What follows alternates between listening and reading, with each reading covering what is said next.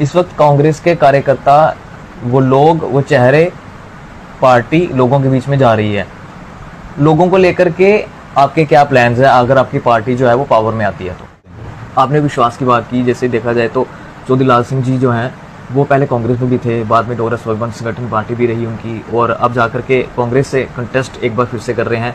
तो क्या लगता है कि कितना आसान होगा लोगों के बीच में वो विश्वास बनाना कि वापस कांग्रेस में आकर के अपनी पार्टी को छोड़ करके, यानी कि डोगरा स्वाभिमान संगठन पार्टी जो खुद उन्होंने एक बनाई थी उसको छोड़ करके आप ये कह लें कि कांग्रेस से कंटेस्ट करना, क्या ये लोगों में विश्वास बना पाएगा? क्या लगता है आपको? 2024 लोकसभा इलेक्शंस का बिल्कुल बुझ चुका है, और बात की जाए अगर हम कठुआ डिस्ट्रिक्ट की, तो काफ़ी ज़्यादा माहौल जो है गरमाया हुआ है। एक कम्पिटिटिव जो स्पिरिट जो है वो लोगों में देखने को मिल रही है। खासतौर पर अगर बात की जाए बीजेपी और कांग्रेस की, लोगों का समर्थन भी देखने को मिल रहा है अलग अलग अपनी पार्टीज के लिए। और बात की जाए अगर कांग्रेस की, तो कांग्रेस में जो यहाँ से जो कॉम्पिटेंट जो है वो लड़ रहे हैं, जो चौधरी लाल सिंह की बात करें तो उनका भी एक तरह से एक नाम जो है वो चर्चाओं में है। और इसी के ऊपर बातचीत करने के लिए आज हमारे साथ डिस्ट्रिक्ट कठुआ के vice president robin Sharma ji हैं। इनसे विस्तार में जानेंगे कि क्या स्थिति है पार्टी की और किस तरह से पार्टी जो है वो लोगों के बीच में जो है वो अपना रुझान बनाए हुए है। तो रोबिन जी, आप मुझे बताएं सबसे पहले कि जिस तरह से इस टाइम लोगों में यही चर्चा है कि बीजेपी और कांग्रेस की जो है वो एक टक्कर चल रही है, तो आप इस टक्कर के बीच में अपनी पार्टी कांग्रेस को किस तरह से देखते हैं आप?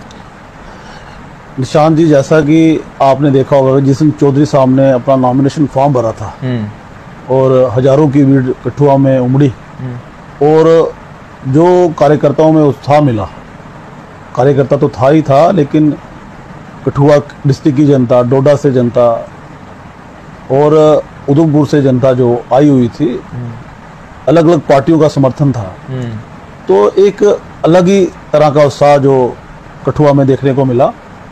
और वो बात सिर्फ जम्मू तक नहीं रही, वो दिल्ली तक रही, पहुंच गई है कि चौधरी साहब जो हैं वो चुनाव लड़ रहे हैं, और इस बार जो बीजेपी के उम्मीदवार हैं, हमारे ओपोनेंट हैं, उनका जीतना मुश्किल है। दूसरा ये है कि आप देख रहे हैं कि पिछले 10 साल से जो रवैया उनका भी रहा, जो हमारे जीते हुए नुमाइंदे जहाँ पे हैं लोगों से मिले नहीं, तो अक्सर जो एक नेता होता है वो पब्लिक मैन होता है, तो कभी कोई फ़ोन करे तो उसको मिलना चाहिए। लोग उनसे भी एनाइड हैं।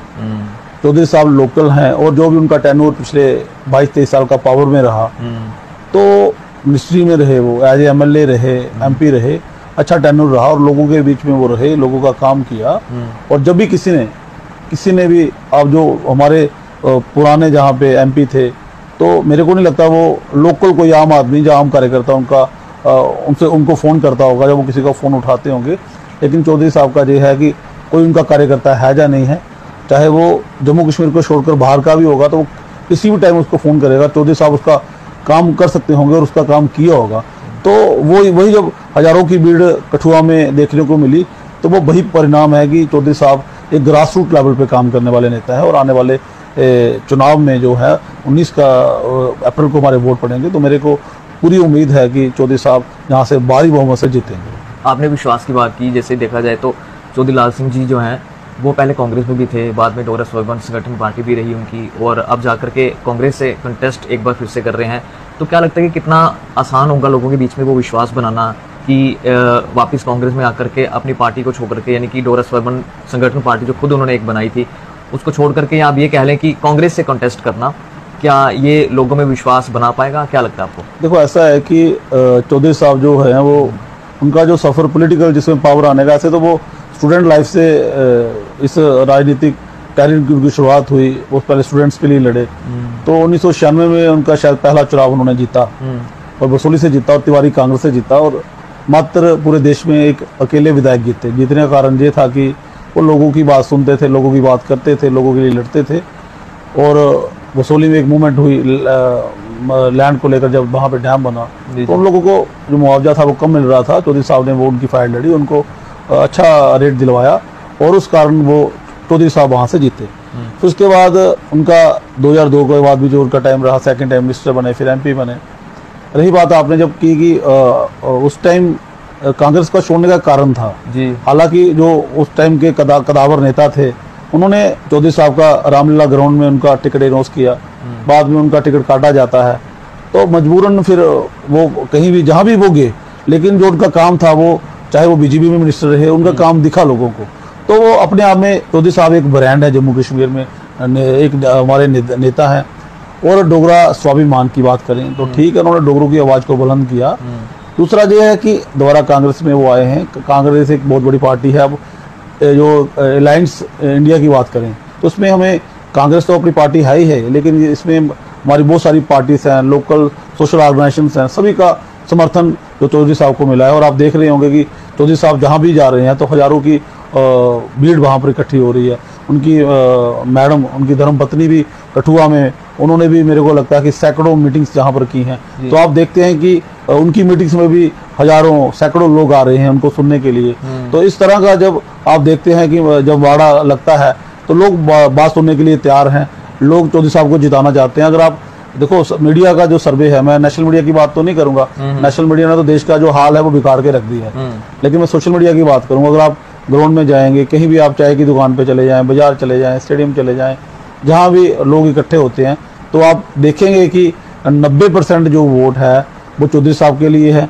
वो लोग बोलते हैं कि यार हमने अपने लोगों को वोट देना है। मतलब आपके कहने का मतलब कि उनका काम, नाम और पहचान जो है आज भी बरकरार है उस तरह से कि उस बेस पर लोग आज भी उन पर विश्वास पूरा जताएंगे। देखो ऐसा लगता है कि देखो वोट डालता है, कभी किसी को काम पड़ता नहीं पड़ता, लेकिन उसको ये तो होता है कि चौधरी साहब के पास जाएंगे, हमारी बात वो सुन लेंगे। चौधरी साहब के पास जाएंगे, उनकी मैडम वो भी MLA रही हैं, बाकी उनके भाई हैं, हम भी हैं, कांग्रेस की बहुत बड़ी पार्टी है। तो ये है कि चौधरी साहब जहाँ से जीतेंगे और लोगों के काम होंगे, ये मेरा विश्वास है। और ऐसा नहीं है कि वो पहली बार जीते हैं, वो 2 बार पहले भी जहाँ पर मेंबर पार्लियामेंट का चुनाव जीत चुके हैं, और उससे पहले वो 3 बार MLA रह चुके हैं, कैबिनेट मिनिस्टर वो 3 बार रह चुके हैं। लोगों की जो डिमांड्स थी उसको तो नज़रअंदाज किया गया। एब्रोगेशन ऑफ 370 और स्टेट को डिग्रेड करने के बाद आपने जो माहौल देखा कि जहाँ पर पिछले 5-6 साल से चुनाव ही नहीं हुआ, तो मैं कहूँगा कि डेमोक्रेसी का मर्डर किया गया LG द्वारा, या जो हमारी मौजूदा सरकार बीजेपी की सरकार है उसके द्वारा किया गया। अगर DDC के चुनाव जहाँ पे हो सकते थे, सरपंच के चुनाव जहाँ पे हो सकते, तो वाई जहाँ पर MLA के चुनाव क्यों नहीं हुए? अगर MP के चुनाव आज हो रहे हैं तो MLA के चुनाव क्यों नहीं हुए? तो कहने का मतलब यह है कि हमारी आवाज़ को दबाया गया। एक तो हमारी स्टेट को डिग्रेड किया गया, और दूसरी तरफ से लोगों को हिंदू मुस्लिम में बांटा गया और उनका ध्यान भटकाया गया। अगर आप बात करें तो 5-6 सालों में और पिछले चुनाव के बाद जब सरकार जहाँ पर बनी, तो अनएम्प्लॉयमेंट की बात करें तो अनएम्प्लॉयमेंट बढ़ी है। पहले जो हमारा जम्मू कश्मीर था वो 17वें नंबर पे था, आज अनएम्प्लॉयमेंट में, बेरोजगारी में दूसरे नंबर पे है।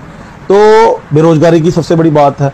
जब हम बीच में जाते हैं तो उनके लोगों के बच्चे हाईली क्वालिफाइड हैं, लेकिन नौकरी उनके पास नहीं है। प्राइवेट जॉब्स भी कोई जहाँ पर कोई लगता नहीं है कि उनको कोई अवसर मिले। तो महंगाई आप देख लीजिए।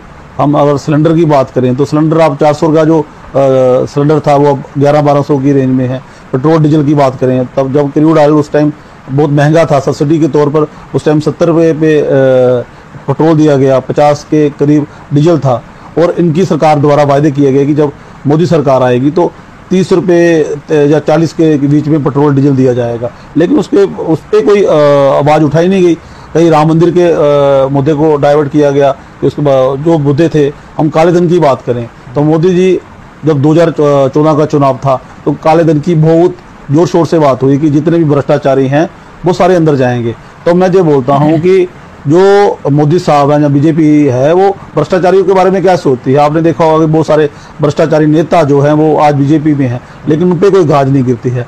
ये भी एक गुस्सा है। पिछले दिनों आपने देखा कि चौधरी साहब के पीछे CBI ED लगाई गई, तो लोगों के बीच एक गुस्सा था, एक संपैथी थी कि चौधरी साहब एक काम करने वाले नेता हैं, और जो काम करता है, जो सरकार के खिलाफ आवाज़ उठाता है, उसके खिलाफ ही ED क्यों है। तो वो भी एक गुस्सा लोगों के बीच है। महंगाई को लेकर भी है, स्टेट को डिग्रेड किया गया वो भी है। तो कहने का मतलब यह है कि कुल मिलाकर जो बीजेपी की जहां पर नाकामी है तो वो फायदा जो है वो चौधरी साहब को मिलेगा।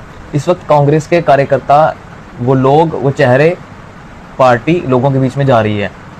लोगों को लेकर के आपके क्या प्लान्स है अगर आपकी पार्टी जो है वो पावर में आती है? तो देखो, हम अगर जो आज भी जो मैं मूलभूत सुविधाएं की बात करूं, बिजली, पानी, हेल्थ, एजुकेशन, ये लोगों को आज भी चाहिए। जहाँ पे देश ने इन 75-76 वर्षों में बड़ी तरक्की की, लेकिन मैं समझता हूँ कि आज भी जो बेसिक नीड्स हैं वो आज उनको ज़रूरत है। जैसे हम दिल्ली की बात करें तो केजरीवाल के द्वारा एक एजुकेशन दी गई, हेल्थ के, जिस किसी का एक्सीडेंट होता है आप किसी भी हॉस्पिटल में चले जाएं तो उसका अच्छा इलाज हो सकता है, फ्री ऑफ कॉस्ट इलाज हो सकता है।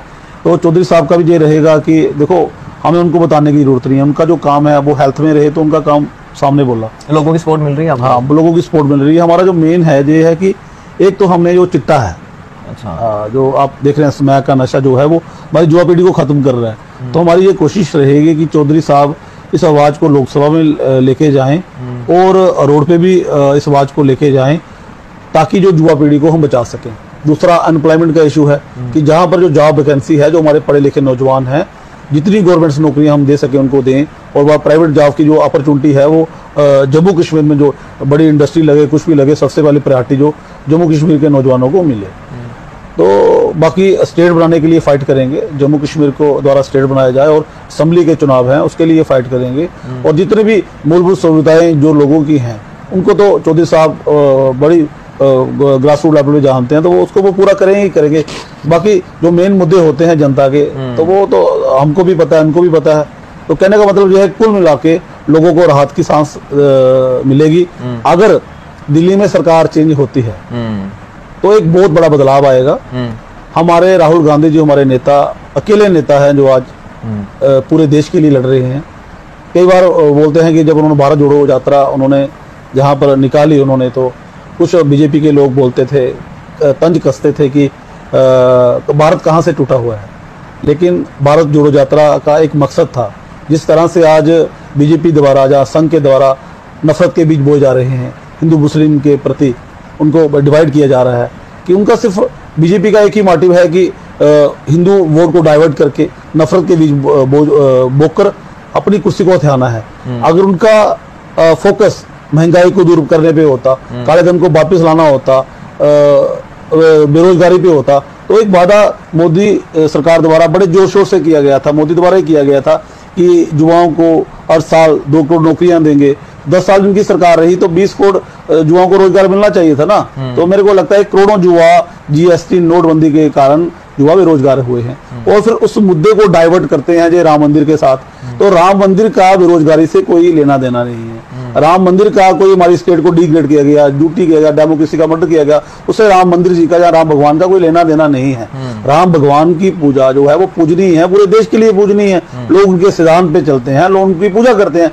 लेकिन वो सुप्रीम कोर्ट का ऑर्डर था जिसमें मंदिर भी बना, जिसमें मस्जिद भी बनी। लेकिन ये राम मंदिर के नाम पर जब वोट मांगते हैं तो ऐसा लगता है कि जैसे कोई भीख मांग रहा है। तो कहने का मतलब यह है कि अगर इन्होंने काम किए होते, अगर इन्होंने बेरोजगारी पे काम किया होता, महंगाई को दूर करने के लिए काम किया होता, भ्रष्टाचार को दूर करने के लिए काम किया होता, तो शायद आज इनको राम मंदिर पे वोट मांगने की जरूरत ना होती। चलिए, बहुत बहुत शुक्रिया। तो लोगों का समर्थन मिल रहा है, इनका साफ कहना है। और लोगों के बीच में जाकर के जिस तरह से लोग जो एक विश्वास जता रहे हैं पार्टी के ऊपर, चौधरी लाल सिंह जी के ऊपर, क्योंकि उनकी एक अपनी ही छवि रही है, अपने जिस तरह से उनका जो एक टेन्योर रहा है, अपना एक जो मूलभूत सुविधाओं के बारे में बात करी कि वो ही उन्हीं की चीज़ों को लेकर के प्रेफरेंस रहेगी हमारी। लोकसभा 2024 के इलेक्शंस के ऊपर थोड़ी सी एक छोटी सी चर्चा थी, और भी कुछ ऐसी डिस्कशंस आपके साथ करेंगे इलेक्शंस को लेकर के। फिलहाल के लिए धन्यवाद।